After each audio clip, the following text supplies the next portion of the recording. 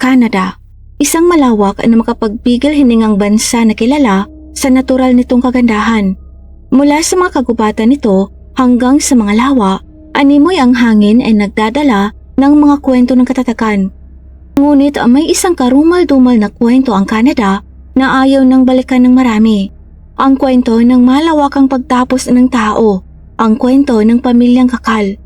Tingnan po natin ngayon ang karumal-dumal na pag-ubos sa pamilyang ito sa bansang hinahangad ng marami.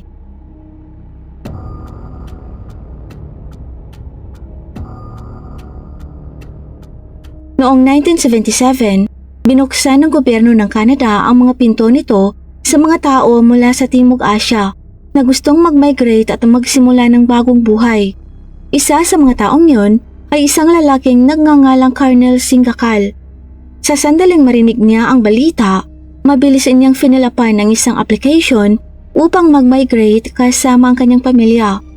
Kahit na maginhawa ang pamumuhay ni Colonel sa India, palagi pa rin siyang nalulungkot na hindi siya nakapag-aral at hindi nakakuha ng magandang edukasyon. Araw-araw siyang nagtatrabaho ng husto sa kanyang sakahan, nagtatanim at nag-aalaga ng lupa. Ngunit sa kanyang puso, gusto niyang mabigyan ng mas maganda pang buhay ang kanyang mga anak, lalo pat ang mga babae ang mga ito. Pinangarap ni Colonel ang isang kinabukasan kung saan ang kanyang mga anak ay maaaring makapag-aral sa magagandang paaralan, matuto ng maraming bagay at lumaki upang mamuhay ng mas maganda kaysa sa kanya. Naniniwala siya na ang pag-migrate sa Canada ay magbibigay sa kanila ng pagkakataong yun. Mas maganda ang mga paaralan doon at umaasa siyang makakapag-aral ang mga anak sa universidad palang araw.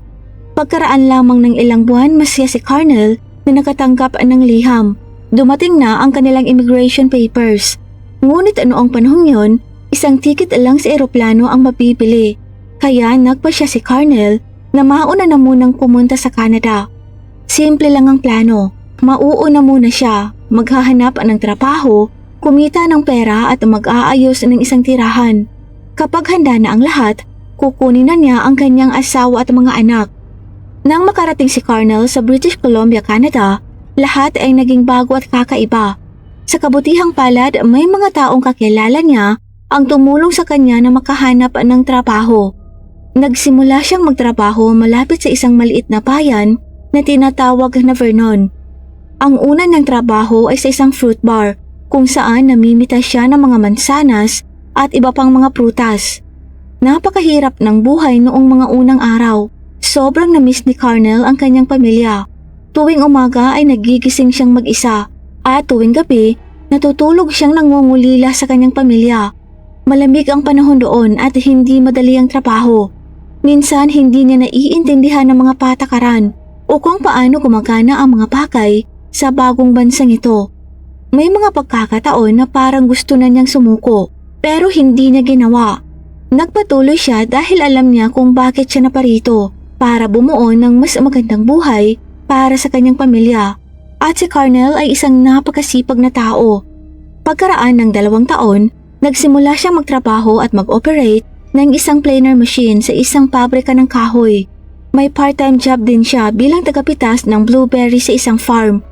Sa pamamagitan ng pagtatrabaho araw at gabi, naiipon niya ang halos lahat ng kanyang kinikita. Makalipas ang ilang taon, nakabili siya ng 3 palapag na bahay. Pagkatapos, sinimulan niya ang proseso upang madala ang kanyang asawa at ang mga anak sa Canada. Noong 1974, sa wakas ay dumating sa Canada sina Darshan Kaur at ang kanyang mga anak na babae na sina Jasper Kaur, Rajwar Kaur at Balwinder Kaur. Patuloy na nagtatrabaho si Colonel sa lumber mill at kalaunan nakakuha ng mas magandang trabaho doon. Habang naging mas maayos at komportable ang kanyang buhay, hindi naman nakalimutan ni Colonel ang kanyang mga mahal sa buhay sa India. Step by step tinulungan niya ang kanyang 2 kapatid na lalaki at isang kapatid na babae na mailipat din ang kanilang mga pamilya sa Canada. Lumaki din ang sarili niyang pamilya. Biniyayaan sila ng 3 panganak. Isa panganak na babae na nagngangalang Colvinder, ang pang-5 anak na babae na si Harvinder, at ang bunso ay isang anak na lalaking nagngangalang Jaspel Singh. Lahat ng 6 na mga bata ay pinalaki sa isang mainit at mapagmalasakit na tahanan kung saan ang pag-aaral at edukasyon ay palaging napakahalaga. Ang panganay na anak na si Jasper ay nag-aaral upang maging isang social worker at nagsimula ng trabaho sa payment services. Nagtapos naman si Rajwar sa kursong dental hygiene at nagtrabaho sa isang dental clinic. Samantala, ang pangatlong anak na si Balwinder ay pinili ang parmasya bilang kanyang karera at nagtrabaho bilang isang pharmacist. Ang pang-apat na si Colvinder ay nasa kanyang ikalawang taon sa university na nag-aaral ng criminology. Si Harvinder, ang panglima, ay isang matalino at masipag na estudyante sa kanyang huling taon sa high school. Nanalo na siya ng ilang scholarships at pinangarap na maging isang chemical engineer. Ang bunso naman at nag-iisang anak na lalaking si Jaspal ay nasa grade 9. Lahat ng 6 na mga anak ay puno ng energy, pag-asa at mahuhusay sa kanilang sariling mga paraan. Lumipas ang ilang taon at sa lalong madaling panahon, oras na upang makahanap ng mabuting mapapangasawa para sa kanilang mga nasa gulang na ng mga anak. Nagtrabaho ng husto sina Colonel at Tarshan upang matiyak na ang lahat ay nagawa ng perpekto. Wala silang pinalampas ni isang hakbang sa proseso. Ang unang kasal na inayos nila ay para kay Jasper. Ikinasal ito kay Baljit Singh Jiran na kilala rin sa kanyang palayaw na Roger. Gaya ng nabanggit kanina, si Jasper ay isang social worker. Gumugol siya ng 9 na taon sa pagtulong sa mga kababaihang nahaharap sa pang-aabuso sa tahanan. Si Roger ay mayroon ding matatag na trabaho. Nagtatrabaho siya bilang correction officer sa Matska Prison. Pagkatapos ng kanilang kasal, lumipat sina Jasper sa Abbotsford, isang mapayapang lungsod sa Canada. Doon sinimulan niya ang kanyang bagong paglalakbay at bumuo ng isang mapagmahal na tahanan. Naging maayos ang buhay ng mag-asawa at sa loob lamang ng ilang taon, naging mga magulang sila ng 3 anak na babae.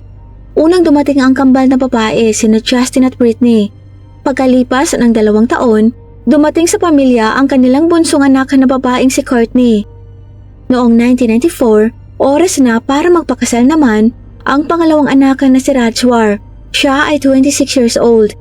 Isang lalaking Punjabi mula sa isang maganda at iginagalang na pamilya ang napili para sa kanya, ang 28 years old na si Sukhwinder Vijay Chihal na kilala rin bilang Mark. Nagtatrabaho siya bilang chartered accountant. Pagkatapos ng ilang pagpupulong sa pagitan ng magkabilang pamilya na pagkasunduan ng kasal, naganap ang kasal sa templo ng Okanagan Sikh at dinaluhan ng humigit kumulang 400 bisita. Nakabili na si Mark ng apartment sa lungsod ng Burnaby na humigit kumulang 5 hanggang 6 na oras na biyahe mula sa tahanan ng pamilya ni Rajwar. Pagkatapos ng kasal, lumipat si Rajwar sa kanya. Parehong may magagandang trabaho sina Rajwar at Mark at kumikita sila ng maayos. Ngunit tulad ng alam nating lahat, ang purong pera lang ay hindi nagdudulot ng kaligayahan. Ang mas malala sa mismong wedding night ng dalawa, sobrang uminom si Mark. Sa isang maliit na pagtatalo, sinampal niya si Rajwar at gumamit ng masasakit na salita. Ang sandaling yon ay babala lamang sa mas masahol pang darating. Sa mga sumunod na buwan, mas lumala ang ugali ni Mark. Sinisipa at sinusuntok niya si Rajwar, binabato ng mga upuan at kinaladkad pa siya sa buong silid sa pamamagitan ng kanyang mga paa. Ang kanyang mukha at katawan ay madalas na nagpapakita ng malinaw na mga marka, pasa at mga gasgas na nagsasabi ng isang masakit na kwento ng kanyang pinagdadaanan sa likod ng mga nakasarang pinto. Hindi lang pisikal na sinasaktan ni Mark si Rajwar, pinagbabantaan niya rin ito. Binalaan na kung sakaling sabihin niya sa sino man ang tungkol sa pambubugbog, tatapusin niya ito. Sobrang seloso si Mark at gustong makontrol ng buo ang asawa. Ayaw niyang nakikiusap si Rajwar sa sino man kahit sa mga bata. Mayroon siyang mahigpit na mga patakaran at hindi niya pinapayagang makipag-usap si Rajwar sa mga kapitbahay o magkaroon ng mga kaibigan. Pinipigilan pa siya nitong sagutin ang mga tawag sa telepono sa bahay. Maaaring nagtataka kayo kung bakit ang isang matalinong babaeng tulad ni Rajwar ay mananatili sa isang malupit na lugar. Ang sagot ay lumaki siya na may matibay na pagpapahalaga sa pamilya. Pakiramdam niya ay trabaho niya ang protektahan ng karangalan ng kanyang pamilya at ang paggalang ng kanyang mga magulang. Natatakot din siya sa diborsyo at ang kahihiyan na maaaring idulot nito. Ngunit isang araw, nagkaroon ng lakas ng loob si Rajwar na magsalita. Nag-impake siya ng maliit na bag at tumuloy sa kanyang nakatatandang kapatid na babaeng si Rajbir. Si Rajbir ay isang social worker na tumutulong sa mga kababaihan sa mahihirap na panahon. Nanatili doon si Rajwar ng 3 araw. Nagsimula sa kanyang bagong landas. Binigyan siya ni Jasper ng lakas at pag-asa. Magkasama nilang sinabi sa kanilang mga magulang ang masakit na katotohanan. Labis na nalungkot sina Karnal at Darshan nang marinig ang dinanas ni Rajwar. Ngunit nagtiwala sila sa kanya at hindi siya sinisi. Tinanggap siya ng mga ito ng may pagmamahal at buong suporta. Noong January 5, 1995, pumunta si Rajwar sa istasyon ng pulisya ng CMP upang magsampa ng ulat labang kay Mark. Nang maglaon, hiniling niya sa pulisya na huwag pangalanan si Mark sa ulat. Nakinig naman ng pulisya at tinanggap ang kanyang pahayag nang walang anumang tanong. Halos walang tulog sina Karnal at Darshan. Sa isang banda nag-aalala sila tungkol sa pakikipaghiwalay ni Rajwar at sa stress ng diborsyo. Sa kabilang banda, nasa kalagitnaan sila ng pag-aayos ng kasal para sa kanilang anak na si Balwinder. Sa pagkakataong ito, gusto nilang maging mas maingat. Bago sumagot ng oo sa marriage proposal, sinuri muna nila ang lahat tungkol sa background ng lalaki. Nakipag-usap sila sa mga pulis at nagtanong sa paligid ng komunidad upang kumpirmahin ang mga detalye nito. Ang binata ay isang inhenyero mula sa isang mahusay at magalang na pamilya na nagtatrabaho sa departamento ng tren. Matapos magkasundo ang magkabilang pamilya, nagpasya silang hayaan muna ang dalawa at bigyan muna sila ng 1 taon bago ang kasal. Sa ganitong paraan, mas makikilala ng dalawa ang isa't isa bago simulan ang kanilang buhay ng magkasama. Habang unti-unting bumabalik sa normal ang buhay para sa pamilyang Kakal, bumagsak ang mga bagay para kay Mark. Nawawala na siya ng kontrol. Bago pa man makilala si Rajwar, nag-apply na si Mark para sa isang lisensya upang makaroon ng baril at nakuha niya ito. Pero noon wala pa siyang nabibiling armas. Nagbago yon pagkatapos makipag-iwalay sa kanya si Rajwar at iniwan niya ang kanyang trabaho. Bumili si Mark ng semi-automatic na baril mula sa US, ang uri ng baril na hindi pinapayagan para sa mga regular na tao sa Canada. Tanging ang mga pulis, ilang security workers o mga miyembro ng mga gun clubs ang pinahihintulutang magmay-ari ng mga naturang armas. Dahil si Mark ay bahagi ng isang rifle club, nakuha niya ang baril nang walang anumang problema. Pagkatapos nito, nagsimula siyang magsanay sa pagpapaputok ng halos araw-araw. Samantala, ramdam ni Rajwar sa kaloob-looban niya na may masamang paparating at tama nga siya. Patuloy na gumagawa si Mark ng nakakatakot ng mga tawag sa telepono at nagpapadala ng mga banta. Sa pakiramdam na hindi ligtas, bumalik si Rajwar sa pulisya ng CMP at nagsampa ng isa pang reklamo. Ngunit muli hiniling niya sa mga pulis na balaan lamang si Mark at huwag nang aristuhin. Pinuntahan naman at winarningan ng mga pulis si Mark sa tahanan nito, ngunit itinanggi niya ang lahat. Sinabi niya na hindi na pinagbantaan ng kanyang asawa at sinabing ito ay isang paglalansi lamang para magmukha siyang masama. Nang walang patunay laban sa kanya, ibinaba ng pulisya ang kaso. Ngunit ang warning na yon ang lalong ikinagalit ni Mark. Nang maglaon noong 1995, lihim na bumili si Mark ng pangalawang baril. Hindi niya itinigil ang pagbabanta. Patuloy na tinatawagan ni Mark ang mga magulang ni Rajwar. Sinisigawan at sinisisi din niya si Rajwar ng ilang buwan. January 1995, ang kaso ng diborsyo ay handa na para sa korte. Parehong may abogado na rin ang dalawa. Sa isang pagpupulong sa opisina ng abogado, nagkaharap sina Mark at Rajwar. Noong araw na yon, nalaman ni Mark na ang kasal ni Balwinder ay nakatakda sa June 6, 1996. 2 araw lamang bago ang kasal ni Balwinder, inilagay ni Mark ang ilang damit at ang kanyang baril sa isang bag. Sumakay siya sa kanyang sasakyan at nagmaneho ng 4 na oras patungo sa Toronto International Airport. Mga 30 minutes lang ang layo ng airport mula sa pamilyang Kakal. Kung matatandaan, si Rajwar at ang kanyang pamilya ay nakatira sa Vernon. Sa parking lot ng airport, iniwan ni Mark ang kanyang sasakyan at nagrenta ng boarding kotse mula sa rental booth. Nagmaneho siya at umiretso sa Vernon. Doon nagbook siya ng kwarto ng 2 gabi sa Globe Hotel. 30 kilometers lang ang layo ng Globe Hotel mula sa bahay ng pamilyang Kakal. June 5, 1996, ang bahay ng pamilyang Kakal ay puno ng pananabik para sa mindihin na party. Noong nakaraang araw, naglagay sila ng mga ilaw at mga bulaklak para maging maganda ang bahay. Lahat ng kanilang mga anak na sina Jasper, Rajwar, Balwinder, Kalwinder, Harwinder at ang kanilang bunsong anak na lalaking si Jaspal ay nasa bahay. Dumating na rin ang asawa ni Jasper na si Roger, ang kanilang 3 anak na babae at ang kanyang biyanan na si Gormel at iba pa. Kinagabihan, maraming kaibigan, malapit na pamilya at mga kapitbahay ang pumunta sa kanila para sa kasiyahan ng Mahindi at Dolki. Ang harap na bakuran ay pinalamutian ng maganda at ang lahat ay abala sa paghahanda ng mga gamit. Pagkatapos ng almusal bandang 10:00 ng umaga, kumuha si Carnel ng isang balde ng tubig at isang espongha, saka lumabas upang hugasan ng kanyang sasakyan. Pagsapit ng 10:00 ng umaga, abala na si Carnel sa paglilinis ng kanyang sasakyan. Hindi niya nakita ang boarding kotse na tahimik na huminto sa malapit. Maya-maya pa ay lumabas na ng sasakyan si Mark. Nang walang babala, sinimulan niyang pagbabarilin si Carnel. Isa sa mga bala ay tumama kay Carnel at natumba siya sa lupa. Lubhang napuruhan sa harap mismo ng kanyang tahanan.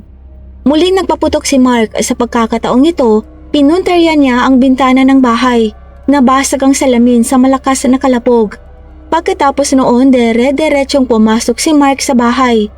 Sa loob nakaupo si Jasper kasama ang kanyang mga anak na babae, nanunood ng mga cartoons. Si Rajwar at ang kanyang ina ay naandun din. Sinimulan silang pagbabarilin ni Mark nang hindi nag-iisip o huminto. Saka nagpalipat-lipat siya mula sa isang silid patungo sa isa pa. Paulit-ulit na pinaputok ang kanyang 2 baril sa mga miyembro ng pamilyang naandun. Pagkatapos nakakilakilabot na pag-atake, tumahimik ang lahat. Kalmadong lumabas ng bahay si Mark, sumakay sa kotse at umalis na parang walang nangyari.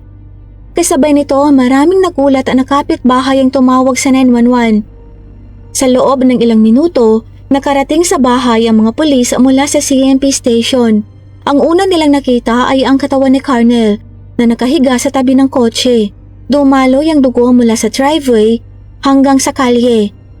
Malapit sa pintuan, nakita nila ang katawan ni Darshan. 2 beses siyang binaril sa likod. Ang pinakamasakit na tanawin ay ang sa sala. Ang telebisyon ay nagpapatuloy pa rin ng mga cartoons. Isang kakaibang kabaliktaran sa kakilakilabot na silid. Malamig na nakahiga pa rin sa sofa ang katawan ni Jasper. Ang kanyang 3 maliliit na mga anak na babae ay nakakapit sa walang buhay na katawan ng kanilang ina. Hindi lubos na nauunawaan ang nangyari. Isa sa mga kambal na anak ni Jasper, si Justin, ay 2 beses na binaril pero humihinga pa rin. Ang 2 pang babaeng anak, sina Britney at Courtney, ay nasa sahig nanginginig sa takot ngunit hindi naman nasaktan. Ang kanilang ama na si Roger ay nakahiga sa malapit sa sahig, puno ng mga tama ng bala. Bagamat naghihingalo na siya, sa huling kaunting lakas binulong niya ang pangalan ng taong gumawa nito, Mark Vegechihal, sa mga pulis. Sa ibang lugar sa bahay, patuloy ang kakilakilabot na eksena. Nagtamo ng tama sa mukha ang ina ni Roger na si Gormel, na sa kabutihang palad ay humihinga pa rin. Ang iba pang miyembro ng pamilya, sina Balwinder, Colvinder, Harwinder at ang bunsong anak na si Jaspal, ay natagpuan sa iba't ibang silid na lubhang nasugatan. Buhay pa sila nang dumating ang tulong. Ngunit sa kasamaang palad, wala sa kanila ang nakarating sa ospital sa oras. Sa loob lamang ng 3 o 4 na minuto, inubos ni Mark Chihal ang buong pamilyang Kakal. Nang halugugin ng mga pulis ang bahay, nakakita sila ng 2 walang laman ng magasin, na minsan ay naglalaman ng tig 10 bala, at 28 basyon ng bala mula sa isang revolver. Matapos ang malagim na pag-atake, bumalik si Mark Chihal sa kanyang silid sa hotel. Doon sumulat siya ng isang maikling liham na humihingi ng tawad sa kanyang pamilya para sa kanyang nagawa. Bandang 11:00 ng umaga, narinig ng mga tauhan ng hotel ang tunog ng putok ng baril. Nang pinuntahan nila, nakita nila ang wala ng buhay na katawan ni Mark. Binawi nito ang sariling buhay gamit ang kanyang baril. Nang matapos ang investigasyon ng pulisya, lumabas ang katotohanan. Ipinakita nito kung gaano kalupit ang isang tao. Sa buong pamilya, 4 na tao lamang ang nabuhay sa pag-atake. Ang 3 maliliit na anak na babae ni Jasper at ang kanilang lola na si Germil. Ang mga plano naman sa kasal ay nangyayari pa rin sa Gurdwara Okanagan Sikh Temple sa tulong ng malalapit na kamag-anak. Ngunit ngayon ang masayang pangyayari ay nauwi sa matinding kalungkutan. Nagsama-sama ang buong bayan para sa libing. Ang mga kabaong ay pinanatiling bukas at ang mga tao ay nagtipon upang ipakita ang pagmamahal, suporta at makibahagi sa sakit ng komunidad ng Sikh. Ang kasong ito ay nagpapakita ng madilim na bahagi ng galit ng tao at ang matinding sakit na maidudulot nito. Isa pang kalunos-lunos na paalala kung gaano kabilis masira ang mga buhay at kung gaano kahalaga na makita ang mga palatandaan ng papala bago maging huli ang lahat. Walang pamilya ang dapat magdusa ng ganito. Shoutout po sa ating new subscriber na si Scorpion King. Ito lang po sa ngayon. Ibahagi niyo po ang inyong mga saloobin sa comment section sa ibaba. Maraming salamat po sa panonood.